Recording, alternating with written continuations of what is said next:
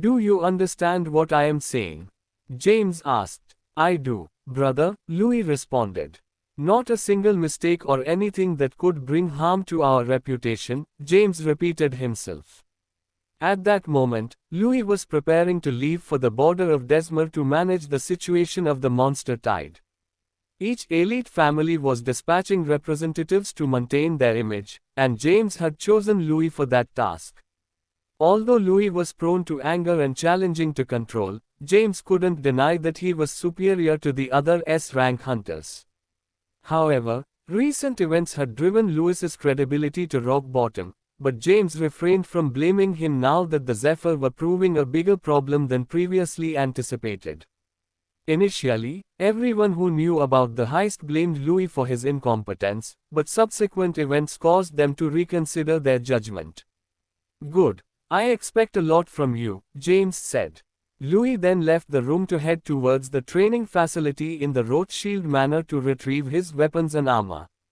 Moving down to the basement, passing through several security measures that verified his identity, Louis laid his hand on his armor. But unexpectedly, he started feeling angry and irritated with his situation. Now they all think it wasn't my fault, huh? Louis muttered, a strange irritation overcoming him. However, this was not a natural emotion but something forcibly induced in him. At the World Academy Data System Room, Asher observed the card as the mark appeared, suggesting that it had already started working. He had managed to collect Louis's blood when his sword had grazed his cheek, causing a minor cut.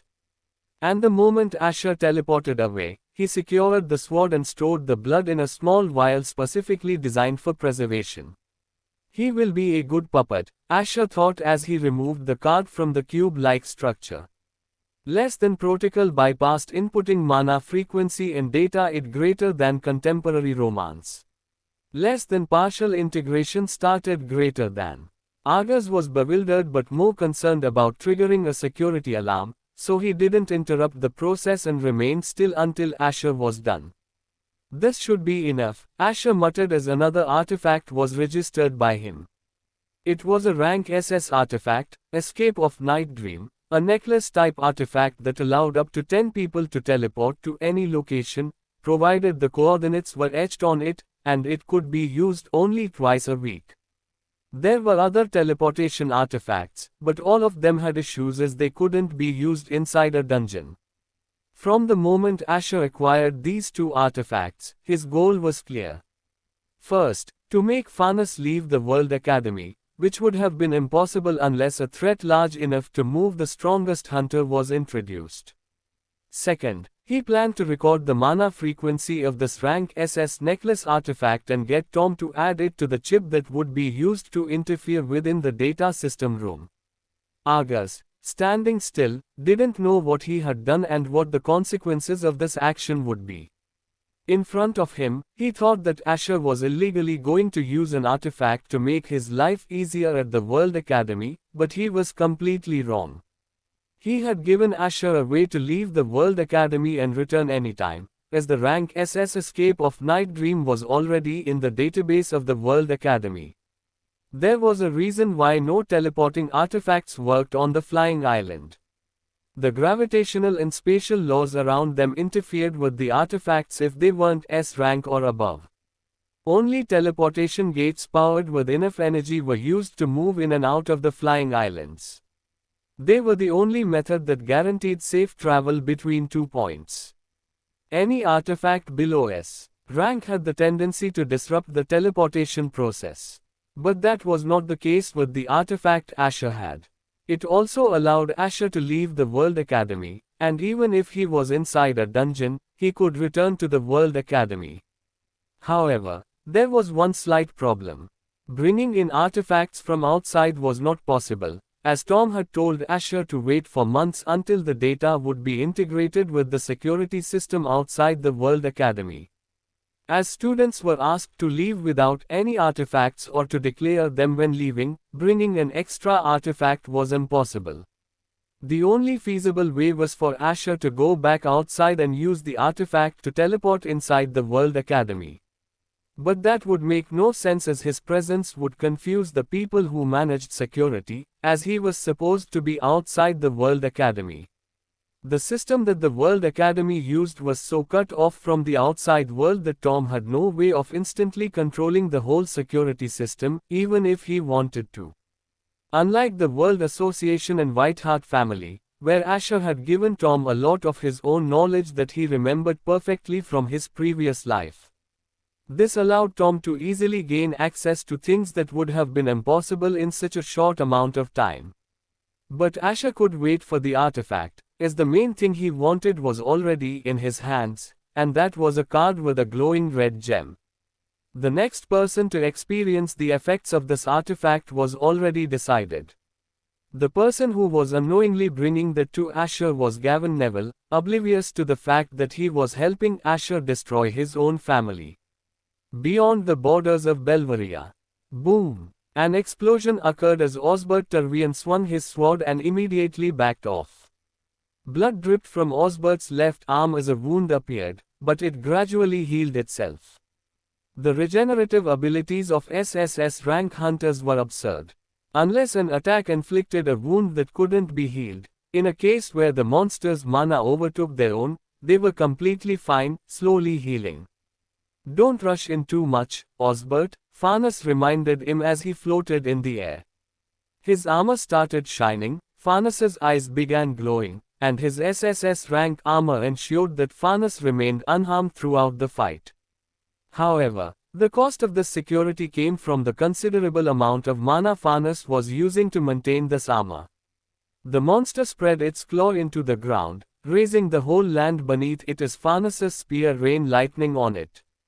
In an instant, the entire surrounding land was getting destroyed, but no clear results could be seen so far.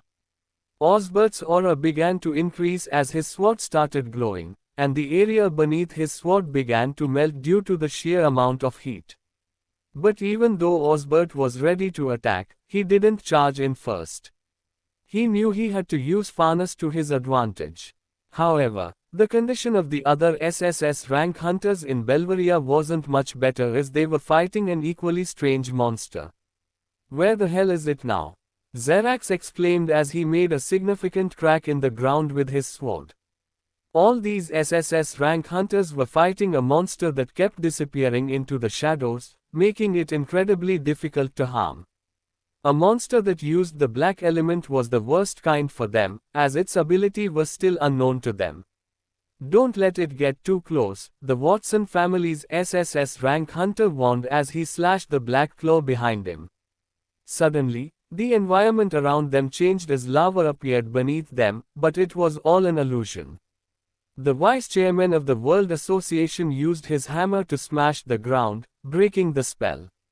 "This bastard is annoying," he said, as the monster refused to engage them properly. They had to constantly use their aura to protect themselves, as the corrosive property in the black element made it impossible for them to withstand the black energy with their own bodies. "Keep wasting time, it's impossible for us to kill it without Silvus or Farnes," Xerax declared, knowing they were ill-matched against this monster. None of them had any restriction technique or an artifact that could counter the black element, making them unable to handle the strange monster that kept darting in and out of the shadows. The massive monster made the entire area around them submerge into a black energy, creating its own domain, and Xerax was aware of the dangers of fighting the monster in this environment. But Silvus was still confronting the monster in front of them, and it would be some time before he would finish. Slash, Xerax announced as a pale bluish aura began to overtake the black energy. Only a week, Xerax thought. That was the amount of time in which he could hold back this monster using his full powers. "What have you done?" Argus asked, a frown on his face. He could hear the robotic voices, but what he wanted to understand were Asher's intentions. "You don't need to know," Asher said, placing the card-type artifact inside his spatial ring. "Place your artifact and we will leave," Asher instructed, turning towards the elevator. Argus didn't reply, but his mind was already exploring possible advantages to his situation. As he put his artifact on the cube, he glanced back for a moment. Surely if I pressure him a bit, I can free myself, Argus thought as he picked up his artifact. He was uncomfortable with his whole career being in Asher's hands. I have done what you wanted, now we are even, Argus declared as he entered the lift and looked at Asher. Asher stared back at Argus. We will both preserve each other's secrets, Argus suggested. I think you're confused, Asher responded, removing his glasses. I am the heir of the Greville family, Asher stated. Even if I get caught, the worst that would happen is me getting suspended or expelled, Asher continued. But do you think it will be the same for you? Asher challenged, his presence becoming intimidating. Can you survive making my family your enemy? Asher asked, Argus's expression shifting. The lift arrived at Argus's floor and the doors opened. Think carefully. It's you who needs to be careful about your decisions from now on, not me, Asher warned as he stepped out of the lift and headed towards Argus's office, leaving Argus still in the lift. Argus clenched his fist, understanding his precarious position. Until now, he had controlled others for profit, but now he was the one who needed to follow every order from Asher. The gap in their statuses was too large, and he knew that making an enemy out of an elite family was the last thing he wanted. After all, if Asher were exposed, Argus would be expelled as well since he had allowed Asher into the data system room. The worst punishment Asher could receive was expulsion and public defamation. For Argus, it was different. Once he was expelled, he would lose the protection of the World Academy, and he would need to find a way to protect himself from the Greville family if they chose to come after him. Argus understood the workings of high society well enough to know that even if he was powerful, a person like him had no way of standing against the Greville family. Inside the office. Take it. Asher tossed the ID bracelet towards Mark, who caught it immediately. Where is the professor? He asked, confused. His question was soon answered as Argus entered the office, his face back to normal as he didn't want to antagonize Asher. Asher entered a room, and changed back into his usual uniform, then put on his ID bracelet. Do you need anything else? Argus asked as soon as Asher came out. Mark had already been dismissed by Argus, so only the two of them were present in the room. Not for now, Asher replied as he walked towards the door and exited the room. Argus had done enough and Asher didn't need him anymore. In a few hours, some people had already returned to the World Academy, but most were still out, contemporary romance. All classes were on hold because of the Kalwas Gala, so all students were eagerly waiting for any news popping up. A group of men, each from a different continent, gathered in a virtual meeting. What do you mean you are going to back away now? One man shouted, but his agitation didn't help his cause. It's not us who are on the news right now, another person replied. Every single news source has shifted to showcasing your deeds to the public, he added. I have contacted a few people to see if anything can be done, but don't expect anything, another person chimed in. Damn it, the first man disconnected the call furiously, throwing his device against the wall. Where the hell did they get all this information from? He questioned. Information about his company's stock plummeting and various messages from others irritated him. It wasn't just him, many economic giants were facing similar backlash. In a normal situation, their money and connections could have limited the damage, but that wasn't the case now. At the Rothschild mansion, just declare that we will deal with them publicly, James instructed his butler, who brought him information about all the people currently in the news. But doing so might offend some of our supporters, the butler cautioned. Right now, what we need to maintain is our reputation and status. These people can be replaced, James responded, glancing at the list. Similarly, a few other elite families were thinking along the same lines. If Osbert wasn't preoccupied, he would have stopped all the media with his authority as only he knew that all the people currently being targeted were part of his future plans. James didn't know that by taking this action he was making Ash's job easier as all the elite families turned their backs on these people. But there was another person who knew about this but chose not to intervene. And that was the head of the Williams family. So, Reese contacted you? He asked his butler. Yes, young master was asking if anything could be done to calm down the situation, the butler reported, a smile forming on the face of the head of the Williams family. It seems he's still not ready, he mused. Tell him to just watch from the side. We will not be interfering in any of this, he instructed. The butler nodded in response and left the room. I wonder who is pulling the strings in all this, he mused, pressing a button to make the information about the project he was working on with Osbert Turvian visible. Even though he had collaborated with Osbert, he felt no need to handle things that weren't his responsibility. He knew how many people were going to jump on this bandwagon and come out on top while the current ones were buried. And he didn't want Reese to join in either. I need to tell that boy not to get too involved this early in all this, he muttered. 2 days went by and there was no news from the SSS rank hunters, but reports of explosions and massive mana readings in those areas allowed everyone to know that the fight was still ongoing. And the monster tide hadn't stopped either. It wouldn't stop as the monsters kept moving away from the presence of the SSS rank monster, continuously rushing towards the border. Even Halcyon was suffering from a few monsters coming over to their side, but Halcyon and Somaria were the only continents that didn't have to deploy too many resources. Outside Armak's prison, a huge tower stood in the middle of an isolated piece of land that was covered with lava and rune traps. The only entry point was a bridge. It seems that whoever these guys are, this prison is not their target, Alfred said as he floated in the air alongside Helena. Their presence was mostly concealed by Helena's ability as they were keeping a vigilant eye on Armak's prison to prevent any untoward incidents.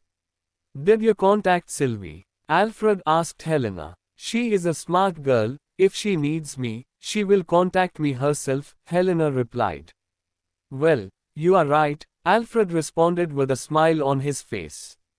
Helena's predictions seemed accurate as Soren remained mostly peaceful. However, the tension was high as many hunters were protecting the children of elite families.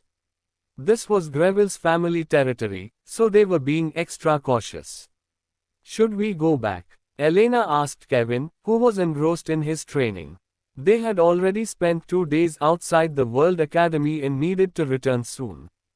Yeah, but, Kevin paused, unable to finish his sentence. He was still worried about his family's situation. They were currently being targeted more than any other elite family. Many press conferences were held and broadcasts were made to calm the public down, but the calamities were still ongoing and there was no news about the SSS rank hunters.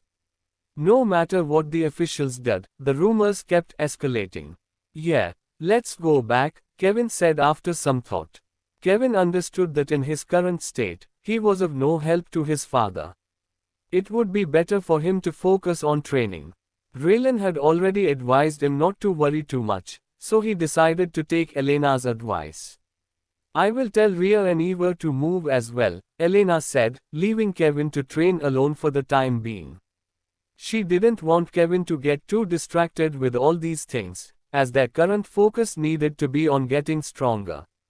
This bastard, Nathan grumbled, his gaze fixated on the behemoth monster still standing despite multiple injuries marring its body. The ground beneath was stained with its blood, yet the creature showed no sign of fatigue. Nathan's armor bore a few cracks, but he himself was still uninjured. However, the same could not be said for Joseph Cranston, who bore the brunt of his own attacks. Yet, this was not the only thing causing Nathan worry.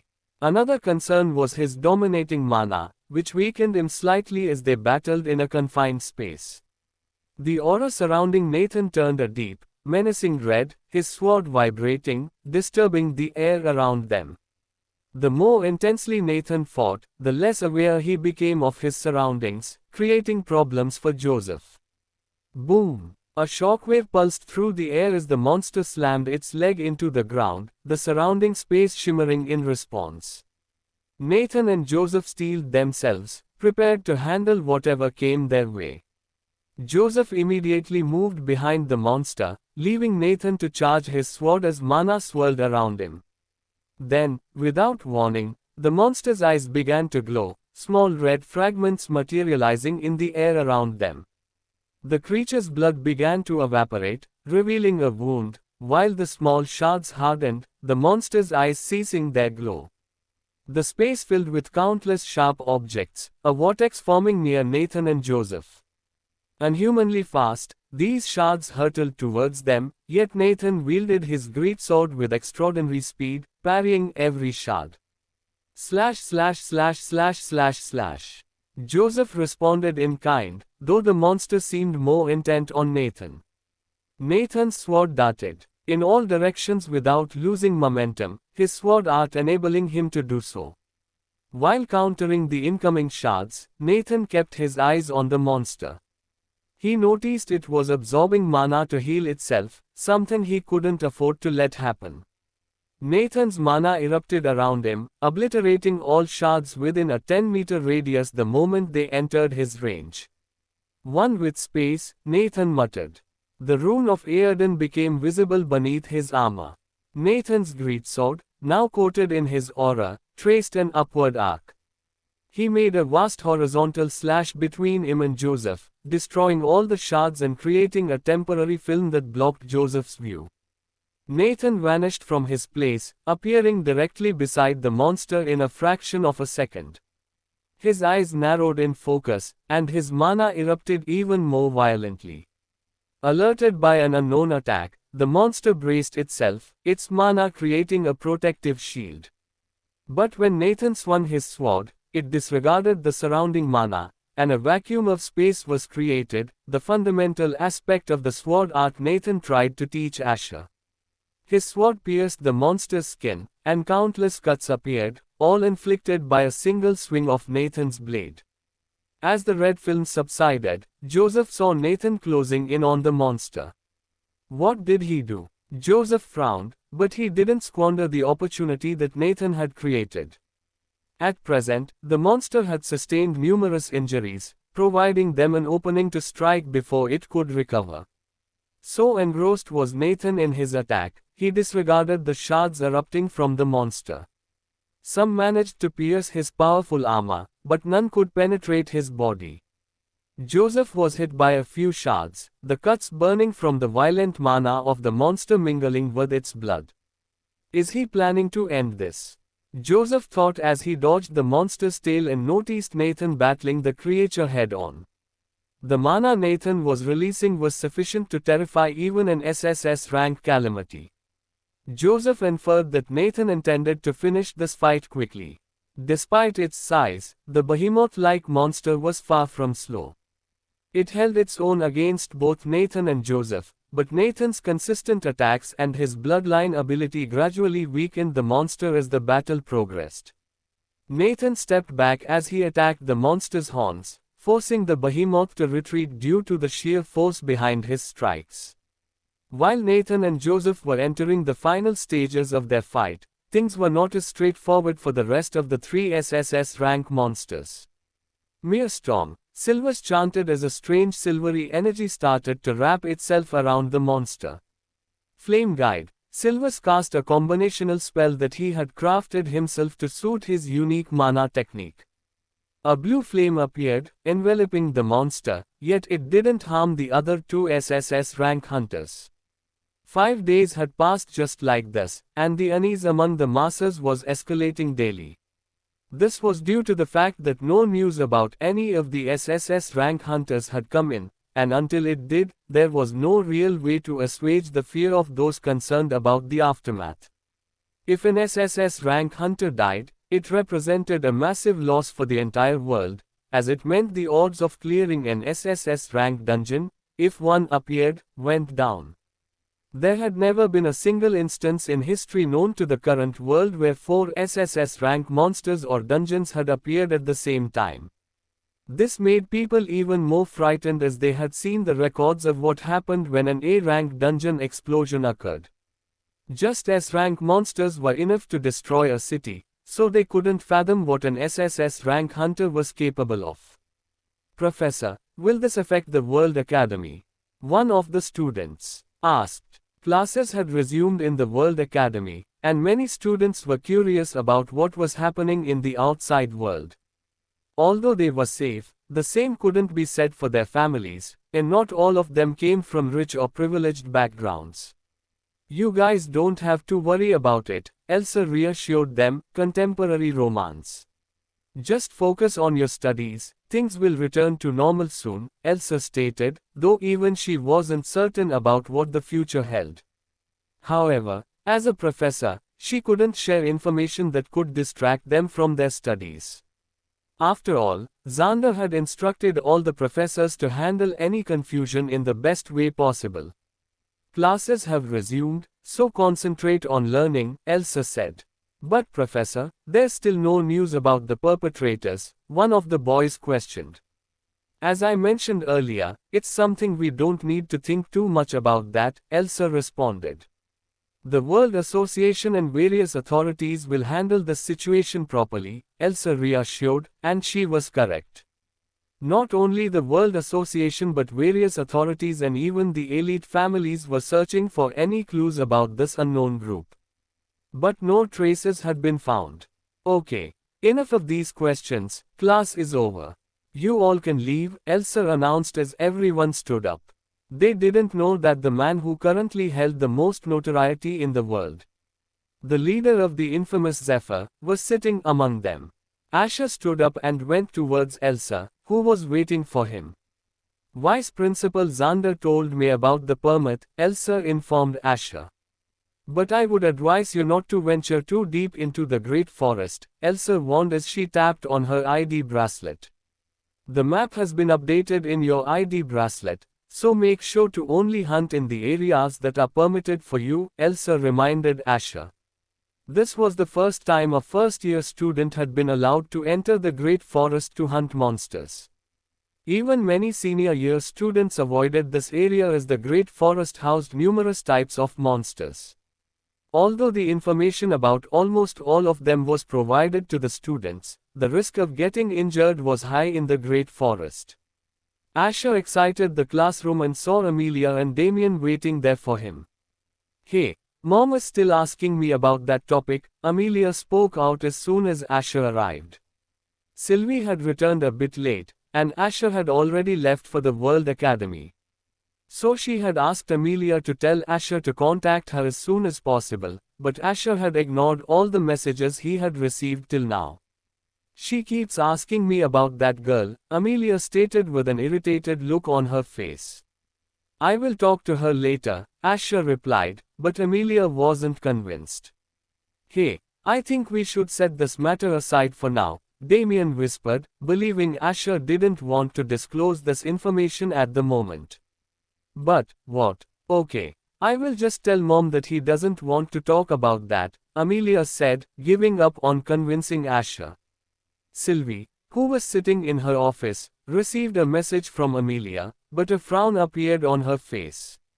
The reason she was asking Amelia about this constantly was that she had already tried to get information about the girl who was Asher's partner at the Kalwas Gala.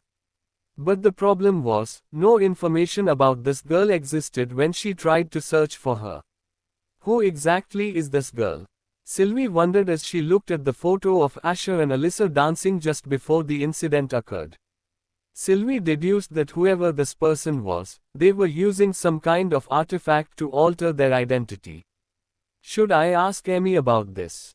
Sylvie pondered for a second but, knowing that Asher was smart enough not to fall for others' tricks, she gave up on it for now. But it was only for now. She wanted to hear about this directly from Asher. Forcing Amy was one thing she could do, but they had already positioned Amy as a personal servant for Asher, and she didn't want to go back on her words. Even Arthur had told Sylvie not to think too much about it as he didn't want to intervene until Asher came to talk to them first. Am I overthinking this? Sylvie couldn't help wondering. But as she was pondering this, she received a message from Asher. Seeing the message, Sylvie just sighed. So he doesn't want to tell me about it, Sylvie said, feeling a bit sad. In his message, Asher only wrote that she didn't need to worry too much about it. It was a simple message that implied that Asher was aware of what he was doing. I guess it's better than what I was worried about, Sylvie thought. When Asher spoke at the representative tournament, some people thought that he was defending Alyssa Astaria, but the rumors were carefully suppressed. Sylvie thought it was better if Asher's public image changed because of this, so she stopped for now. Knock. Sylvie looked at the door, where her assistant entered the room. Did you get all the information? She asked her assistant. Yes, but the source is unknown, the woman wearing office attire replied as she presented a file to Sylvie. Unknown source, and so many people getting targeted at once, Sylvie muttered. Well, give a few of them the offers that I mentioned, Sylvie said as she closed the file. But no need to try too hard, she put the file away. But rather than an offer, it was a blatant takeover as Sylvie wanted to take full advantage of their current downfall. But she was a bit behind as a single company had offered a secret contract and the deals were currently underway. Tom was currently in contact with multiple people as he presented himself as the representative of Aztec. So we just need to sign this deal. One of the 5 in the current video call asked. Yeah, we will stop the news sources of Somalia from broadcasting anything about it, Tom replied. I heard that your Aztec is owned by Asher Greville, one of them said. It wouldn't look good if the public found out that the elite families are offering such contracts, he said. Well, if you don't want the deal you can leave. I only act on the instructions I was given, Tom replied. Normally, none of them would have accepted this contract as they would have other options that could save them, but somehow it wasn't the case. You can see even right now, more than 10 people like you all over the internet. And if you don't want to accept the contract then you can leave the call, Tom responded. Tom had sent them the details he gained from data breach and he was using the status of the Greville family to mask the truth that he was the one that spread all this information. All of them were thinking that this information was gained from the news sources, and the actual person that spread all this news was someone else. I wonder why we didn't offer all those people the same deal. Tom didn't understand why Asher destroyed so many people when he could have offered them a similar deal. But he didn't know that all the people who were suffering the most right now were the people who were involved with Osbert and they would never betray Osbert Tervian out of fear. But the current people Tom was offering these contracts to were the future supporters that helped make the company that Leonard and Reese introduced into a huge corporation that took over the hunter market in 5 years. He remembered the conversation he had with Asher regarding this before Asher left for the Kalwas Gala. Boss, if we also make them join us, it will benefit us more, Tom said. No need, they are useless for us, Asher replied. Not a single person on Tom's list would join hands with them, knowing that they would be openly betraying Osbert. For them, the chairman of the World Association was far more terrifying than the heir of the Greville family. That's why his target shifted to the others who were coerced in by Leonard and Reese in the coming 5 years. What Asher wanted was control of the economy in Belvaria and Fascia. Even if it was not large enough, it didn't matter to him for now. Each of the people that would fall would be consumed by someone else pretty soon. The important factor was that those who gained the most were under his control. But even if Osbert Tervian is away, isn't Leonard Tervian enough to move the World Association? Tom asked. They are not elite families, Asher replied. The answer to the question Tom asked was simple. The World Association was not under a single family's control. Without Osbert Tervian, Leonard had no actual power to move the World Association's officials. Unlike Asher, who could command the Greyhounds at his will, Leonard was not in a similar position. Unlike Asher's fixed position, the chairman of the World Association was determined by a different council. The World Association's hunters had no obligation to follow Leonard's orders unless they were explicitly directed to do so by Osbert himself. And he will not do anything especially with this, Asher thought as he remembered that the whole business thing remained quite secretive even after they introduced their products in the market. Tom remembered Asher's words, so he was sure that all this would go as planned until Osbert Turvian returned. "We need some time to think about it," one of them said. "Take your time, but remember the conditions might change the next time we speak," Tom said, making a few of them think hard about this. But eventually, all of them left the meeting. "I knew they wouldn't accept this outright," Tom said as he looked at the contract, which was basically them agreeing to become a slave for Asher Greville in a way. The only reason they didn't outright reject the idea was because their options were very limited. The thing they were hoping for was the fact that this whole calamity would be resolved and they could find other ways to safeguard themselves. Ping! A sound came from Tom's system as he observed the slowly increasing progress of the program he had designed for Asher. Tom was working diligently to create a hole in the security wall as soon as possible so that Asher could get the artifact inside the World Academy. Meanwhile, in the outer sector of the World Academy, Asher was heading towards the Great Forest. His goal was to enhance his level, but he was constrained by the restrictions on his ID bracelet. This meant he couldn't access areas inhabited by stronger monsters, and his time in the Great Forest was also limited to 20 hours per week, contemporary romance. The furthest he could venture was to places inhabited by a few peak C rank monsters. Despite these limitations, which were a bit harsher and stricter than those for senior year students, Asher was allowed to enter the Great Forest as a first-year student. Asher had three motives for venturing into the Great Forest. The first was to level up and absorb those monsters to bolster his strength. The second was to feed Riffer, and the third was to enhance his mastery in his sword and mage arts. Asher arrived at the junction connecting the boundary of the outer sector and the entrance to the Great Forest. A few senior year students wearing armor could be seen exiting. Their tired faces told a story of hard-fought battles. "I told you that you should stay near the mage," one of the students said as he walked towards the scanning device. "Whatever, I still killed more monsters than you," his friend replied. Most people who entered the Great Forest were seeking to improve their teamwork. The Great Forest was designed to make students adept at fighting multiple monsters at once and adapting to the environment. "Excuse me, we want to exchange these monsters for GP," a student said to the staff member as he passed over a ring. And this was why many people visited the Great Forest and the dungeons that would form within it, GP, the currency of the World Academy. Students could earn GP by entering the dungeons inside the Great Forest. Sometimes there would be a request to clear a newly formed dungeon, but this could only be done when accompanied by an advisor. Asher stopped at the entrance area, where he first needed to gain approval to enter contemporary romance. "Can you put your ID bracelet near this device?"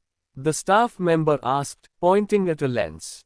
Asher raised his hand, and a red scanner read his ID bracelet. Less than entry confirmed greater than hearing the approving voice, the staff member entered Asher's details into the database.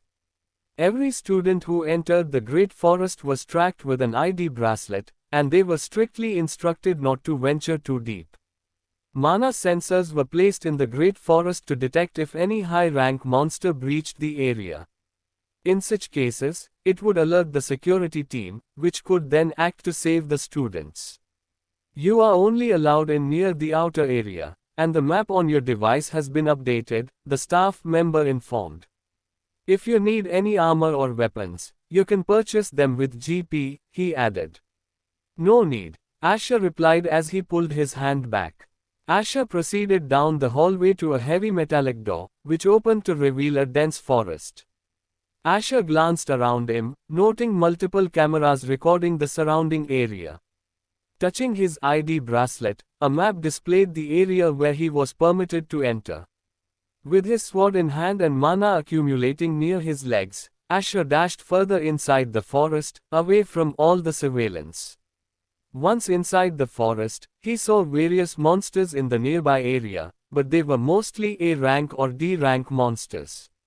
He was searching for C-rank monsters that could provide enough experience to make a difference. Arriving at an area with very tall trees, he stepped atop one, standing on a branch. Moving in such terrain was not easy. One needed to be careful with their surroundings, and not everyone possessed the same mana sense as Asher. He could sense even a faint mana around him, which made it much easier for him to navigate the forest freely. "Come out," Asher said, and River materialized around his hands. In the great forest, Asher was confident that he was out of sight. "Go in that direction, and you will find monster corpses," Asher instructed River, pointing in a particular direction. River dissipated around Asher, and the black energy disappeared. If Asher couldn't go deep into the forest, that didn't mean River couldn't. And the direction Asher had pointed River to was a specific place where a lot of monsters would die. This was one of the zones where students would lead particularly strong monsters and use the surroundings for ambush. Normally all the monsters that were hunted here were submitted for GP, but sometimes students would leave the monsters there and come back for them the next day. The Great Forest was an excellent way of earning GP, but it also meant that there were times when some students were forced to earn GP for higher ranking students. Because of their status, such students would comply with these requests, hunting monsters and submitting the GP they earned for the day to the person who asked for it. This resulted in some students hiding the monsters they killed, returning the next day to submit them and earn the GP for themselves. It was a way for them to maintain good connections without offending those who asked for these favors. Most of these hunters were average kids that were in the lower or middle rankings of their years. While most of these students didn't mind giving their GP to others if they promised them something in return, some didn't like the idea of giving others their hard-earned rewards, resorting to such tactics. Asher also sent River to the specific spot. It wasn't far from his position, as he could sense the lingering mana of a powerful lower B-rank beast, but it was still beyond the area he was allowed to enter. Asher looked down, then jumped, the loud sound alerting many nearby monsters. Asher flared his mana, but his mana core and presence was still like that of a peak D-rank hunter, attracting a few C-rank monsters. The soil near Asher started to move as vines erupted from the ground. Swift slash, Asher swung his sword, cutting the vines. As he did, several wooden-bodied monsters with glowing bluish eyes leaped at him from the nearby trees.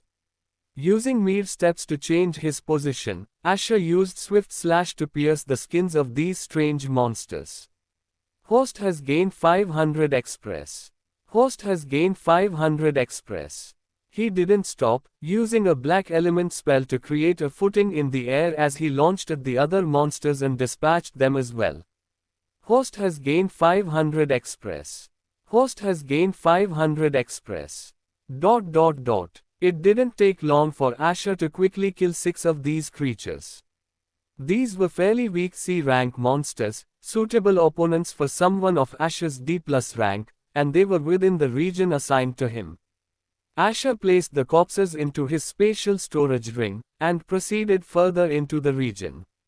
As he ventured deeper, Asher was careful to keep a safe distance from any monster corpse he sensed too closely. He was still waiting for River to absorb the monster and return, but he stopped at a certain point and conjured a fireball in his hands. This should be enough to lure them, Asher said, launching the fireball at the fruits of a particular tree. As soon as the fireball collided with the fruits, a small explosion occurred, the noise of which was enough to alert many monsters. Creak! The call of monsters echoed from a nearby area. Status, Asher said. Fate Devourer System. Name, Asher von Ravengrevel. Level, 33, EXP 2000, 33,000. Bloodline, Devil's Absorption Rank SSS. Cursed, Curse of Fate, active. Body Constitution, Mana Core Rank C. Attributes. Strength, 156 plus 21. Agility, 145 plus 22. Endurance, 130 plus 16. Intelligence, 180. Mana, 149 plus 32. Stamina, 130 plus 15. Charm, 70. Fate, 11,730. AP, 60 plus 15. SP, 32 plus 6. Asher had gained 3 levels just by killing Irwin, and his attribute and skill points increased accordingly. Every one of his stats had improved due to his relentless training, propelling his mana core to already reach rank C contemporary romance. Examining his stats, Asher estimated that his current strength was nearing that of a C rank hunter, but his progress had decelerated due to the significant amount of mana he required to progress further. Around C rank was when a mana gem became essential for a hunter to absorb pure mana and enhance the strength of their mana core. As Asher's strength increased, the restraint on his madness loosened, but his high intelligence stats still enabled him to maintain control. The Great Forest was the sole place where Asher could reduce his bloodlust and calm himself down. It's not enough, Asher realized, acknowledging that his current level was insufficient to calm his inner turmoil. However, his current level of control was significantly improved from his previous life, where he struggled immensely to maintain his sanity. As Asher moved forward, similar monsters, drawn by his D-rank mana core, attacked him. Yet they all met the same fate, sliced in half by Asher's sword. Riffer's level had increased to level 7. Riffer's level had increased to level 8. Riffer's level had increased to level 9. A notification caught Asher's attention as he stopped, noticing a shadow materializing near him. Riffer, who had grown slightly larger, appeared in front of Asher, using his shadow travel skill to return to Asher from any location. "Can I eat them?" Riffer's voice echoed in Asher's mind. Initially, hearing Riffer's voice in his head was odd for Asher, but he had acclimated to it and proceeded to hand over the monster corpses he had gathered earlier. "You can take them," Asher replied, settling down on a nearby rock. He observed as black energy enveloped the corpses, and each time Riffer absorbed one, his red iris would flicker momentarily. After consuming more than 13 C-rank monsters, no notification appeared, but Riffer reappeared near Asher. Ping! A sound emanated from Asher's ID bracelet as he received a message from Gavin. The requested item had been sent to his dorm floor. The countdown continued, and Asher had only 21 more hours to spend in the Great Forest before he would have to leave. "I think you should take a look at." These restrictions were applied weekly and would persist until Asher entered his second year or formed a party with other senior year students to visit the Great Forest. Over at the Neville mansion. "Is this information accurate?" the Neville head queried, tapping his table pensively. "Yes, we have verified everything with the World Association officials," the servant replied. Dismissed, he waved his hand, and the servant bowed before exiting the room. Irwin, wasn't he Osbert Tervian's plant? The Neville head speculated, furrowing his brow. What's his connection to Zephyr? He pondered but could find no clear answer. Is he concealing something from me? The Neville head wondered. Despite his collaboration with Osbert Tervian, he remained wary and distrustful of him. The entire situation surrounding Zephyr already seemed suspicious, as it was evident that someone influential and powerful was involved. But he couldn't be connected to these people, he guessed. Regardless of anything else, Osbert had only lost from the emergence of the masked man who identified himself as Zephyr. But didn't he tell me that guy could never betray him? He muttered. If Osbert were not battling elsewhere, this misunderstanding might have been resolved, but that was not the case. This situation fostered a burgeoning sense of distrust and caution within the Neville family head. The prerequisite for using the Eye of Pretender, the card-type artifact in Asher's possession, was that the targeted person already harbored such emotions. The artifact merely amplified these feelings to suit the user's desires. Even if it was a passing thought or a fleeting feeling, if it existed, it could be magnified in such a way that a minor dislike for someone could escalate into hatred using the Eye of Pretender, a rank SS artifact. The Neville had twirled the ring on his right finger, contemplating various possibilities. Among the other elite families, each head had received the information about Irwin and each reacted differently. The news of a professor attacking the heir of the Greville family, being stopped by Xander DeMarcus, and then somehow becoming involved with Zephyr, was kept private to avoid tarnishing the reputation of the World Academy in the elite families. The World Academy was regarded as a dream destination for aspiring hunters. A scandal involving a professor assaulting a student, especially an heir of an elite family, was information that couldn't be disclosed without first discussing it with Farnes. After 19 hours of hunting, Asher stood amid a swath of forest littered with the corpses of numerous C-rank and even some D-rank monsters. Luring the monsters wasn't difficult, but the accumulating stench of monster blood deterred others from approaching Asher's vicinity. Asher watched as Riffer devoured all the corpses one by one. It had already leveled up quite a while ago. Don't like, Riffer halted his feasting after consuming multiple C-rank monsters.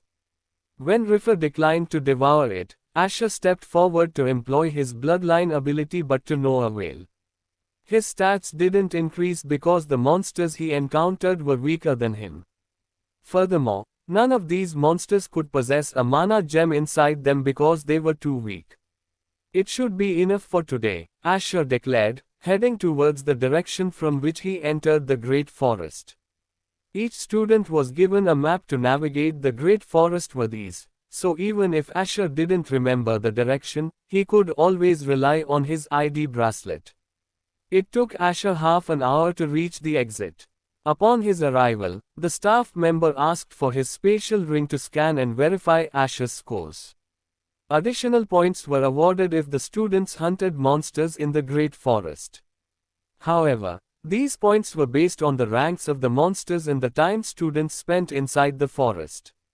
These points would then be added to the result, but they didn't significantly alter the rankings. Mostly, the students ranked between 700–1000 were the ones who truly benefited from this system. Do you want to convert monster corpses into GP? The staff member asked. Yeah, Asher responded as the staff member passed over the spatial ring, and another person handled the process of removing the monsters in a massive underground room. The procedure didn't take long, as the only corpses remaining in the ring were those that Riffer refused to consume. After retrieving his spatial ring, Asher returned to the ranker's dorm. It was already the next morning, and Asher had two classes to attend today, a space element class and a mage theory class. However, before attending his classes, he needed to utilize the Eye of Pretender one more time.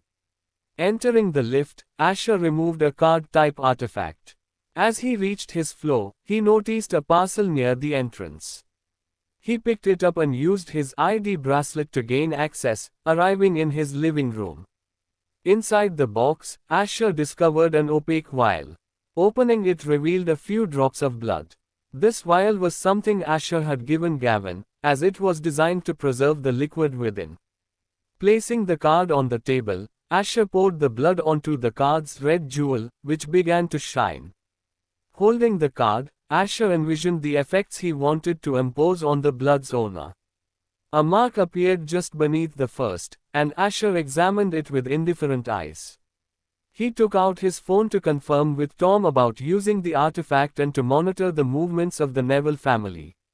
Asher was confident that Gavin wouldn't give him someone else's blood, but he acknowledged the possibility. He was not going to proceed without confirmation that the head of the Neville family was indeed affected by this artifact. This should be enough, Asher said, stowing the card back in his personal spatial ring. With 4 hours left until class, Asher decided to use the time to train. Come out, he ordered, and black energy swirled around his right arm as Riffer appeared. You can fight, right? Asher asked. His indifferent gaze locked on Riffer. He planned to utilize River more efficiently, knowing he'd soon receive a teleporting artifact allowing him to leave the World Academy freely. Until then, Asher needed to train, and he recognized that River was not a weak entity. Yes, River responded, baring its fangs. Then try to attack me, Asher said, heading towards the training room. Why attack you? River asked, tilting its head in confusion. Can it not attack me? Asher asked the system. River will follow the host's orders, but as a young beast, it needs time and explanation to understand certain things. However, at its current level, River can indeed attack the host but cannot intentionally harm the host.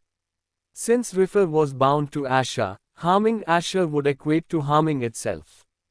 Then use your abilities to attack me, Asher instructed River, who remained motionless for a few seconds before understanding Asher's intention. It disappeared and reappeared in the training room, surrounded by denser black energy. Its presence was much stronger, which Asher felt. River charged at Asher, who didn't use his sword, instead coating his fist with an aura, and tried to punch through the black energy. But River wrapped itself around Asher's arms and tried to bite his neck. Asher managed to catch River before it could, but River evaded capture, disappearing as a mist, and Asher felt his strength diminish slightly. Observing this, Asher changed his approach. Shadowbind. Asher used his restraining spell, but River's speed outmatched it. Asher then focused on River's red iris, coating his hand with an aura and using mere steps to appear beside River. He tried to punch it, but River opened his fangs as it barely dodged his attack. Okay, it's enough. Asher halted the spar, gauging River's current strength. The current River could easily defeat AD rank monster, but AC rank was its limit. Its speed was comparable to an early C rank hunter, yet still less than Asher's. Tired, River replied, retreating into the tattoo on Asher's arm. Meanwhile, far from Asher's location, deep within a temple-like structure, a man sat with closed eyes. What a peculiar guy, the man murmured, his voice causing existence of all around him to tremble. I wonder when I will meet him. As he spoke, purple energy erupted around him. The man sensed it and his presence faded within the energy. As he disappeared, his eyes briefly opened. He tried to sense the outside world, but purple runes erupted around him. He didn't resist, instead complying, and disappeared entirely. So, you want me to tell them not to use space element too much? Adam Rivas asked Arman via hologram, who frowned slightly. I just want you to advise them to think about it much more carefully, Arman rephrased his request. Okay, I'll see what I can do, Adam agreed, albeit annoyed. He noticed a security team of S-rank hunters awaiting him. Let's go, he instructed, heading to class. Arman, on the other side, prepared material for his senior year class. He was going out of his way to convince Adam to teach more about the space element, especially its dangers, at Xander's request. Shortly after, Adam arrived in the class, where only 6 students, including Asher and Alyssa, were present. Well, I hope you guys have learned the blink spell by now, Adam began, taking out a few glass orbs and placing them on the table. If you're confident you can use it, demonstrate it in the class, he instructed. I think you should take a look at. Blink, Asher commanded, making the glass orb appear in his hands. Alyssa did the same. Fantastic, Adam said. But I do want to remind you all that using the advanced space element will not be as simple as the spell, Adam continued. It will slowly drain your mental power, and you'll gradually feel the consequences, Adam explained, his gaze fixed on Asher in particular.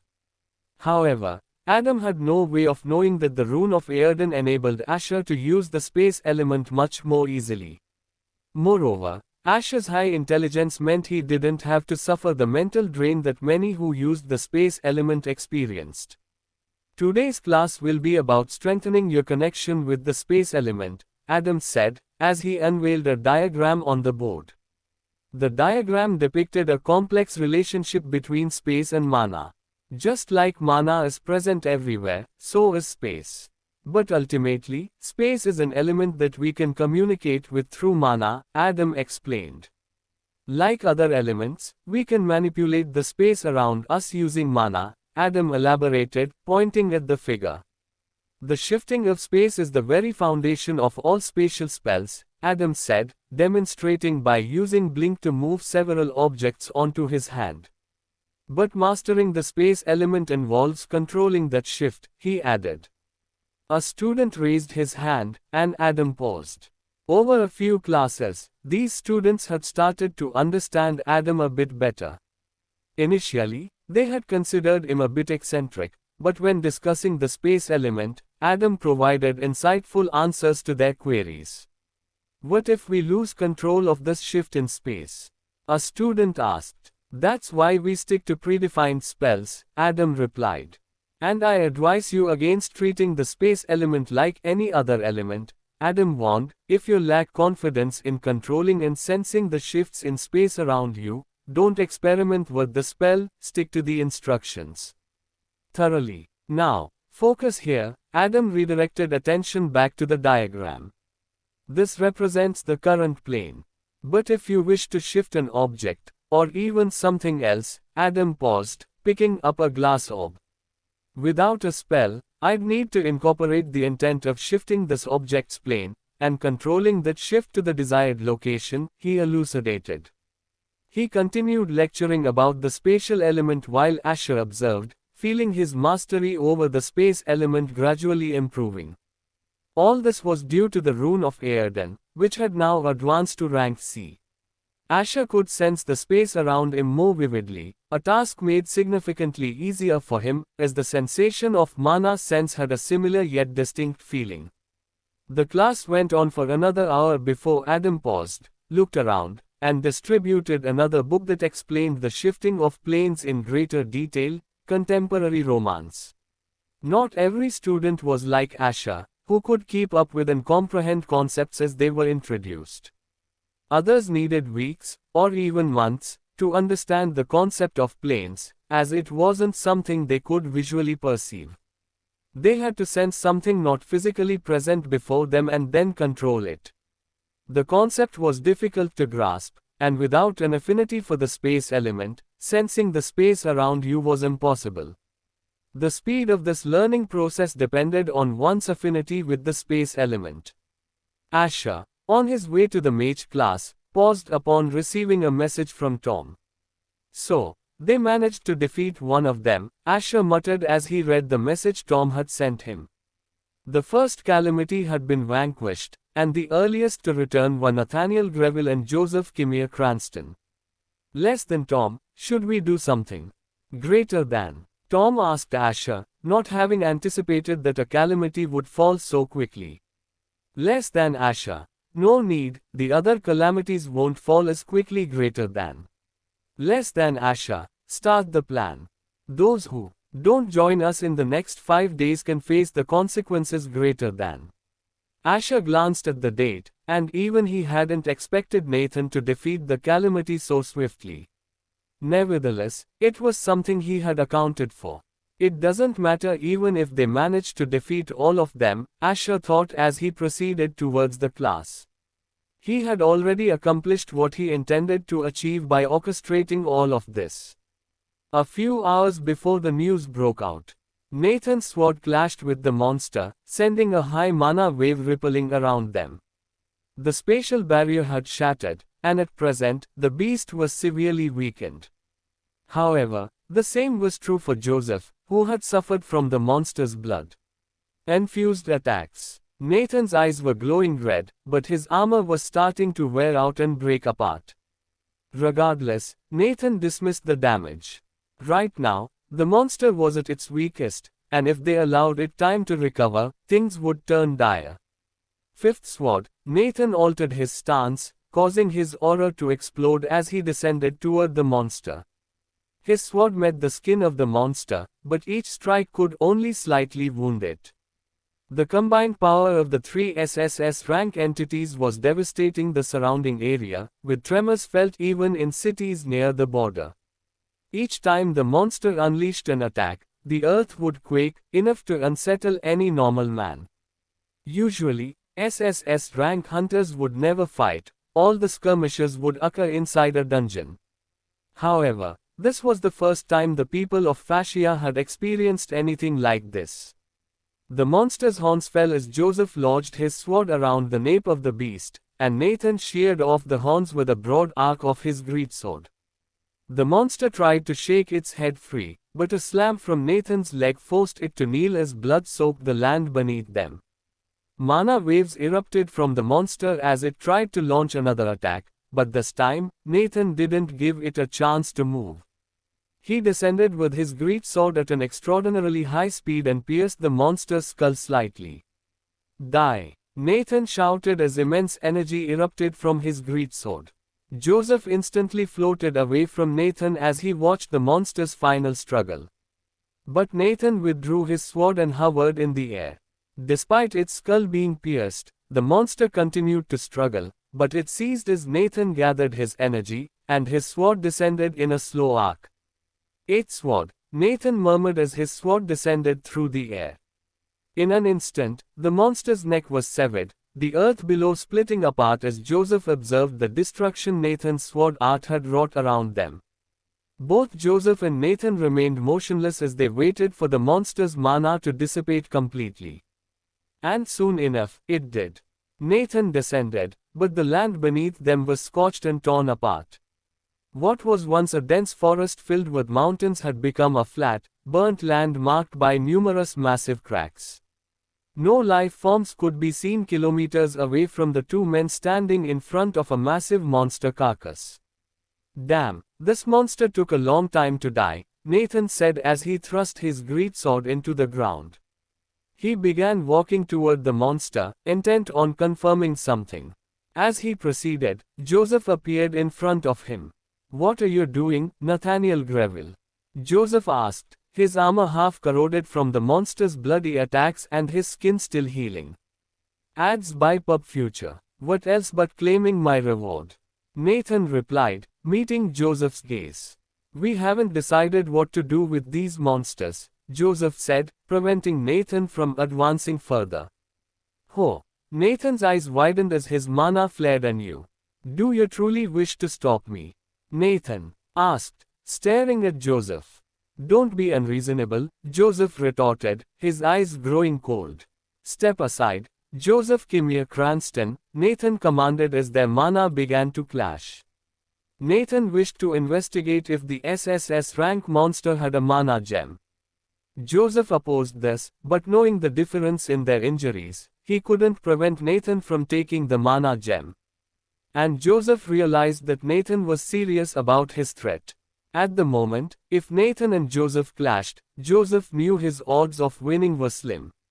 "Even though you helped here, I was the one who killed this beast, right?" Nathan asked, his aura intensifying.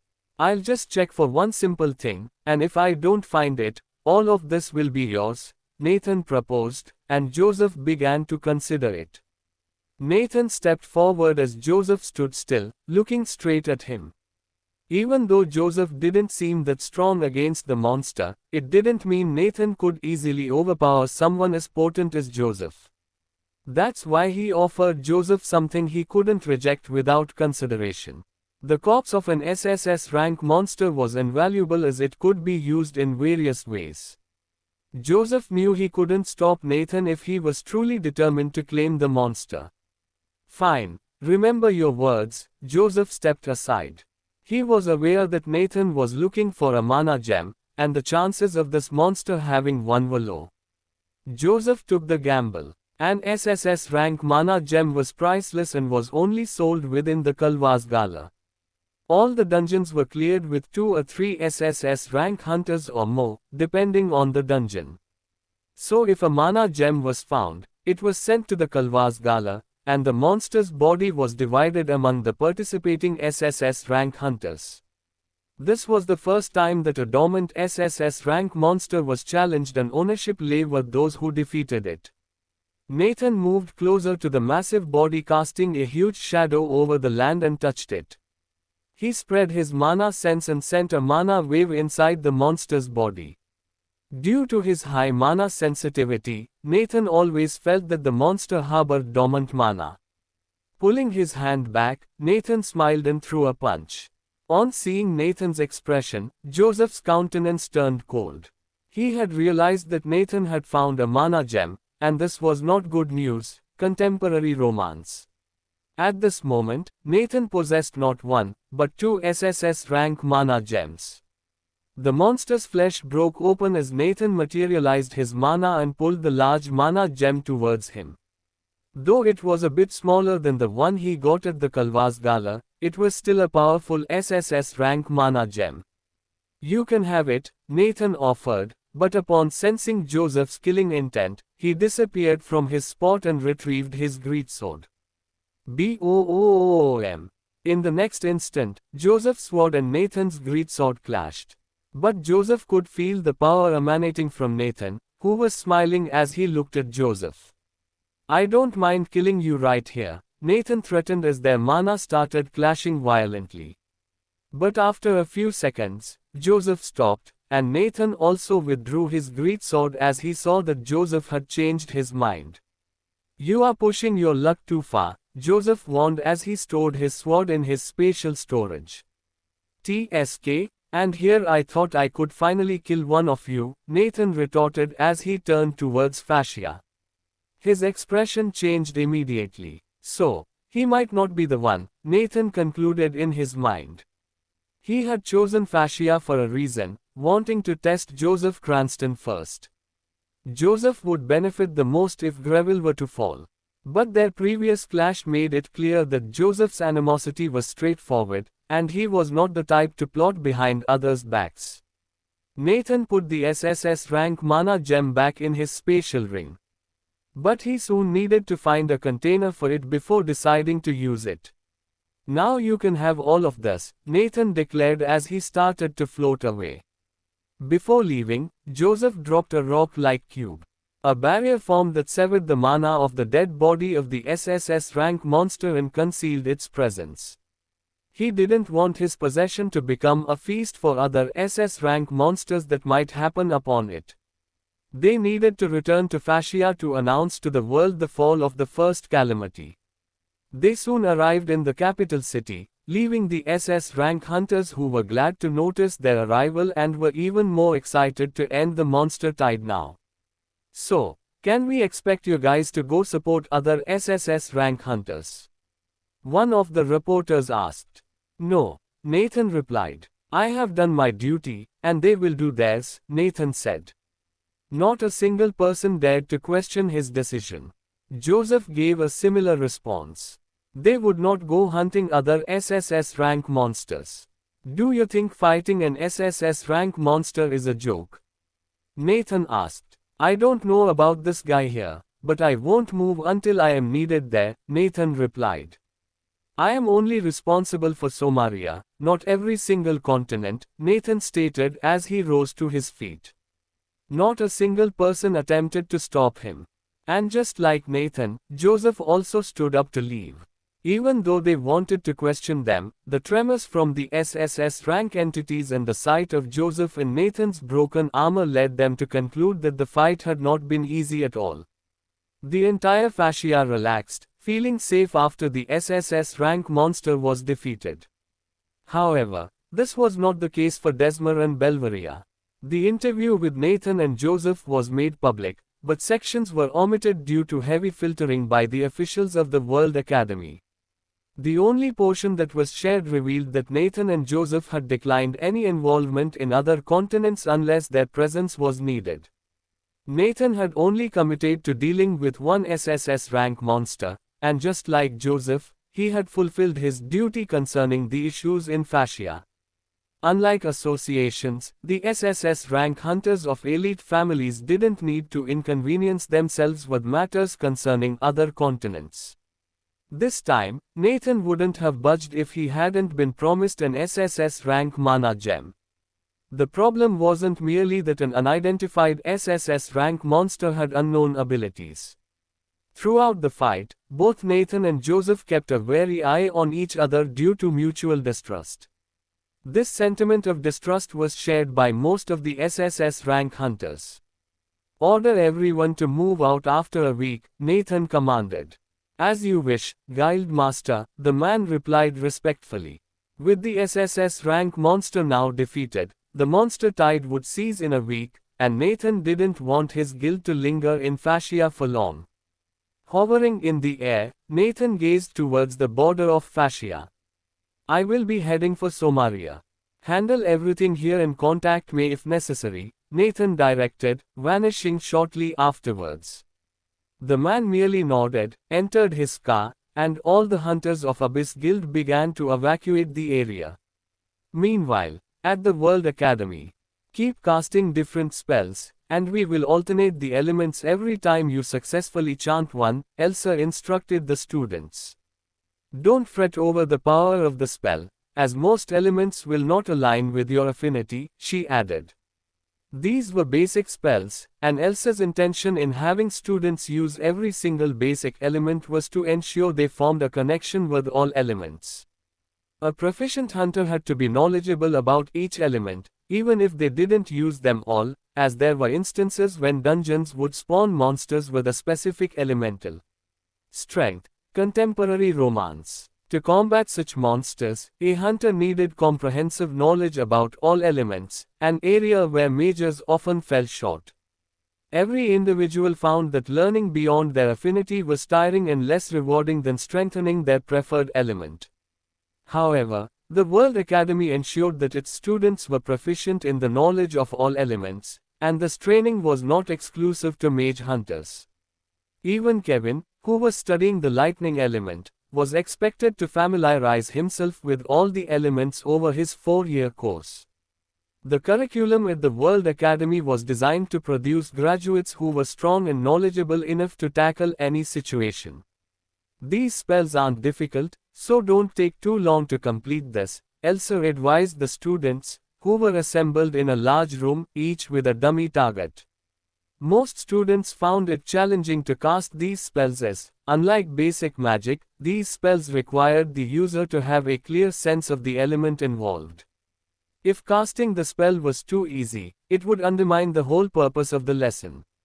However, some students like Elena, who was fortunate enough to have an affinity for all basic elements, and her peers, Eva, Amelia, and Asher, didn't struggle with this task.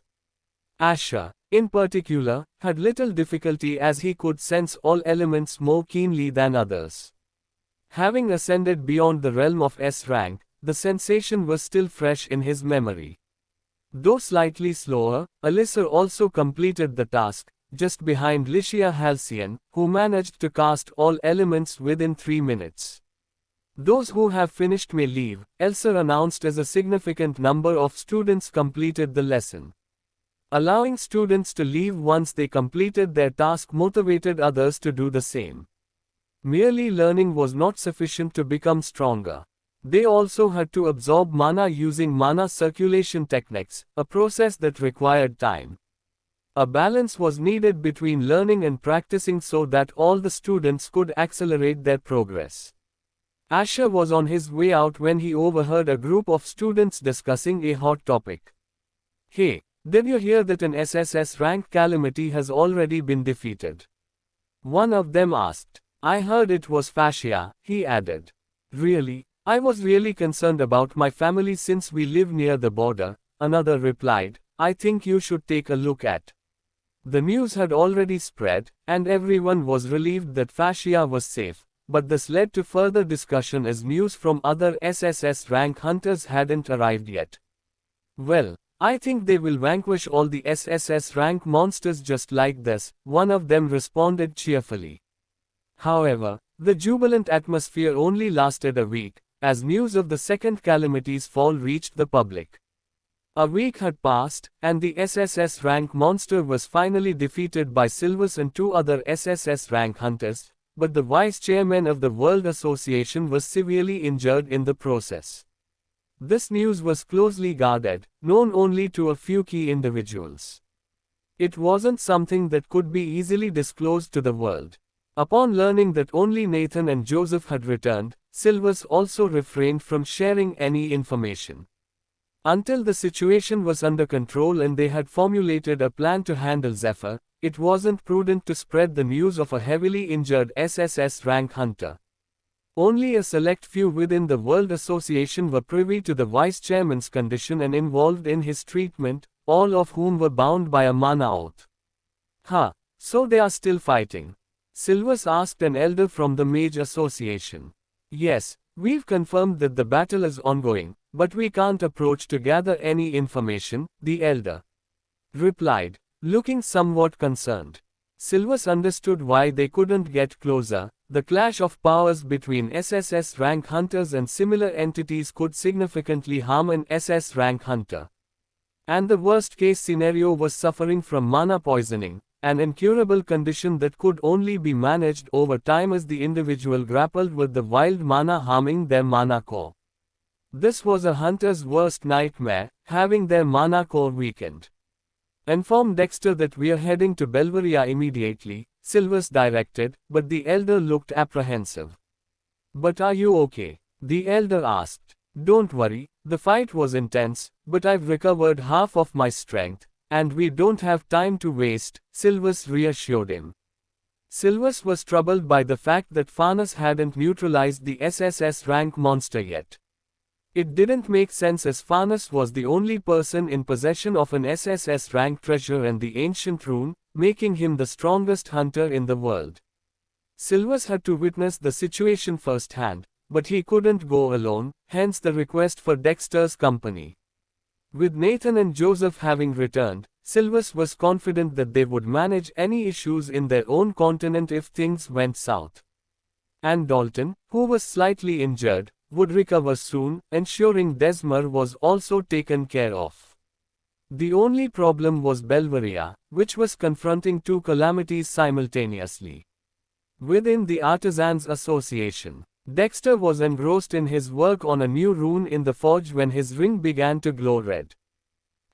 Did something go wrong? Dexter mused, touching the ring. The face of an elder from the Mage Association soon appeared as a hologram. It was a visage Dexter recognized, having seen the group of elders accompanying Silvers on several occasions. Lord Dexter, Chairman Silvers has urgently requested your presence in Belveria, the elder informed him, his tone respectful. What's happened? Dexter inquired, waving his hands. As he did so, the red glow of the runes dimmed and the forge door started to open. We're in the dark about the situation in Belveria. Chairman Silvers only instructed us to contact you, the elder responded. Dexter didn't find it difficult to speculate why Silvers might need his assistance. Assure him that I'll be there soon, Dexter responded, and the holographic transmission ended. I wonder what on earth they're grappling with that's causing such a delay, Dexter muttered as he exited the forge. He picked up a giant, rune-inscribed axe-like weapon. Activate the portal, Dexter commanded. A door in the floor swung open, revealing 8 teleportation gates. Inform the others that I'll be heading to Belveria, and my floor is off limits until I return, Dexter instructed before stepping into the 4th teleportation gate and disappearing from the tower of the Artisans Association. Meanwhile, Silvers had already arrived in Belveria and was awaiting Dexter, who showed up shortly after. Seems like they're in quite the battle with these monsters, Dexter noted, feeling the pulses of mana from the clash of SSS rank entities in the distance. Let's go, he declared. 3 days prior to Silvers and the other SSS rank hunters' return. Descent of lightning, Farnas muttered as lightning erupted to the ground, altering the weather of the place. Osbert stayed away while Farnas and the SSS rank monster exchanged blow after blow.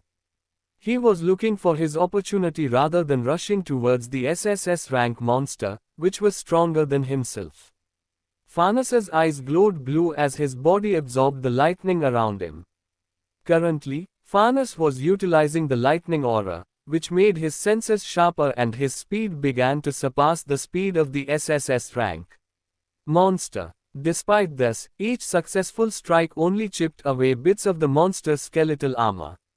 This monster was inevitably one of the strongest SSS rank monsters Osbert had ever faced in his life. Its ability to heal itself made the process of defeating it much slower. "Move away," Farnes said as Osbert hovered in the air, charging his next attack. Farnes braced his spear on the ground as the monster opened its wide jaw and a thinner beam of bluish energy left its mouth. The monster's molten red scales started to glow as it dug its feet into the ground. The land around them began to dry out as Osbert descended with his sword aimed at the monster. They had faced countless abilities of this monster. This particular attack was something only Farnes could divert. However, the result of that process was massive damage to the surrounding area, resulting in huge craters and explosions. Ting! The sound of metal clashing echoed as the monster's claw halted Osbert's sword. The sound wave alone was enough to kill a low-rank hunter. Two of Osbert's rings started to shine as crystal-like chains began to appear around his body, latching onto the monster. Soon, those chains started to melt and corrode the monster's skeletal armor. These rings were powerful artifacts that Osbert possessed. But the monster rotated its body, and the ground beneath them started to shift with it. The monster's mana dispelled the crystal chains. This monster was a difficult match for Farnes. His lightning could only damage it bit by bit. To successfully kill it, Farnes needed to use his full potential, but for some reason, he was not doing so. Aha! Osbert poured his strength into the monster as small craters began forming below them. The monster's white eyes rotated as it tilted its mouth back, attempting another attack on Osbert. But Farnes halted it as his spear came charging in, chipping a part of the monster's mouth. "Not so tough from inside," Farnes muttered, remaining calm. Seeing Farnes attacking, Osbert immediately intensified his aura around himself and propelled himself into the air, eyes fixed on the monster. Creak! The monster lunged at Farnes, who dodged the attacks and attracted his spear towards him. Bam! The monster's claw managed to hit Farnes, but it was repelled by Farnes's armor, nullifying the attack. Still, the monster continued to charge, its hits strong enough to ravage a city in seconds. On the border of Belvaria. "Announce the alert, evacuate the cities," an official in the camp announced to the people via hologram. But even before he could, the citizens near the border began to evacuate. The teleportation gate and the roads were flooded with people trying to increase their distance from the border. The constant tremors and mana waves were extremely unhealthy for non-awakened individuals, and the fear of a monster tide entering the city made people evacuate as quickly as possible. At first, people believed the situation would be handled since Farnes Calmot himself had arrived in Belvaria. But after weeks without news, the people grew increasingly tense and anxious. "We need 10 more SS rank hunters here on the border," the man communicated to those on the hologram. The borders of Belvaria were not only on land. The majority was towards the ocean, but fortunately, both the calamities were on land.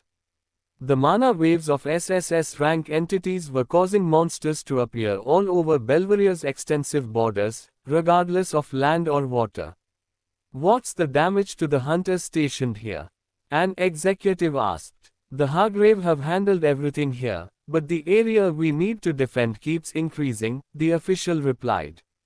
"The chance of a breach in the line of defense is around 32% if we don't increase our manpower here," the official added.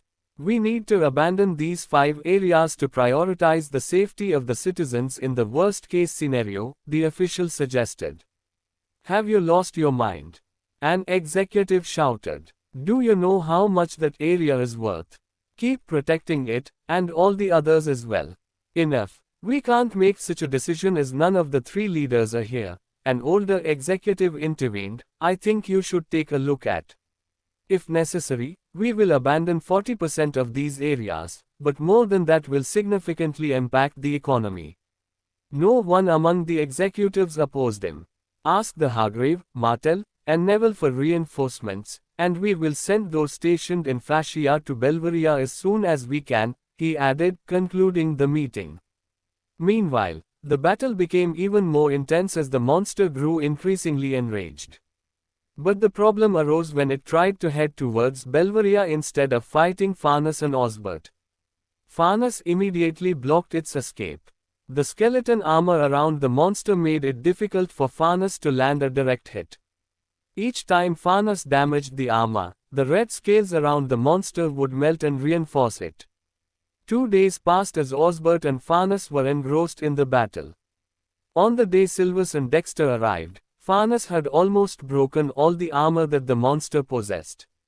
Osbert's chest bore a wound, but he disregarded it. They needed to finish off this monster as quickly as possible. Is this old man still not going to use his rune? Osbert wondered during the heat of battle. Not for a single second had Farnus fought this monster with his full strength, and Osbert could notice it during the fight. Contemporary romance. A bit more, don't lose focus, Farnus calmly said as he glanced at Osbert. This cunning old man, Osbert thought as he re-entered the battle. They had almost defeated the monster, but things were not looking good for the other 3 SSS rank hunters fighting the massive monster far from them. This damn thing, Xerax grumbled, observing the black scratches on his right hand. Barry's Maria, the vice chairman of the World Association, declared, as the pendant on his neck started shining. Claws made of molten lava arose from the land that was streaked with black energy, slamming into the ground to create a pool of lava. Gra! A monster's scream echoed as a dome of black energy appeared around them. Declan, deal with the monster. We will handle this dome, the Watson family's SSS rank hunter directed the vice chairman of the World Association. Swiftly, he and Xerax Hargrave attacked the dome of black energy, starting to break it down, while Declan confronted the beast emerging from the shadows. This damn beast, Declan muttered, charging at the creature. Yet the black energy penetrating his body was sapping his strength bit by bit. He changed his stance, but despite his attacks, the monster would always dodge or dematerialize, hiding in the blackened ground beneath them. However, Declan had used one of his powerful artifacts, transforming the environment around them into a pool of lava. Crack! Declan struck the monster, causing cracks to form on the ground. Spikes shot up from beneath, one piercing through Declan's shoulder. He swiftly retreated into the air, panting, and removed the spike with his hand, blood staining his armor as it corroded from the monster's black energy. Is Osbert not done yet? Declan wondered aloud. His expression lifted as he sensed the presence of another SSS rank hunter. It was Dexter Wright, who had come to aid them, and Silvus, who had gone towards Farnus and Osbert. What a mess, Dexter remarked, surveying the area that now looked more like a dungeon than a part of Earth. A massive hammer materialized in Dexter's hand, as golden runes fluttered around him. He slammed the hammer into the ground, sending a wave of golden energy throughout the plane. The monster materialized before the runes could ensnare it in the shadows, sensing a threatening aura from the runes. It was a restricting type rune that was amplified by the SSS rank bracelet Dexter wore on his left hand. The monster's eyes began to shine as it gazed in the direction of the other SSS rank monster, whose presence had noticeably dimmed. This indicated that it was on the brink of defeat. What an arrogant monster, Dexter commented as he dashed towards the creature, swinging his hammer.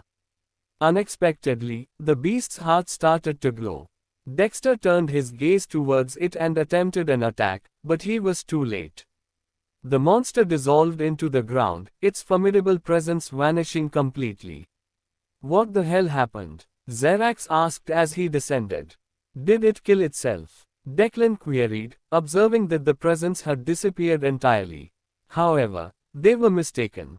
As Farnus was about to impale his spear into the severely wounded monster, something entirely unforeseen occurred. Suddenly, a black stone emerged from the ground, turning the surrounding soil black.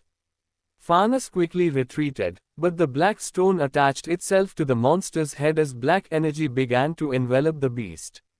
Nemours gravis, Silvus chanted, causing water to form around the monster.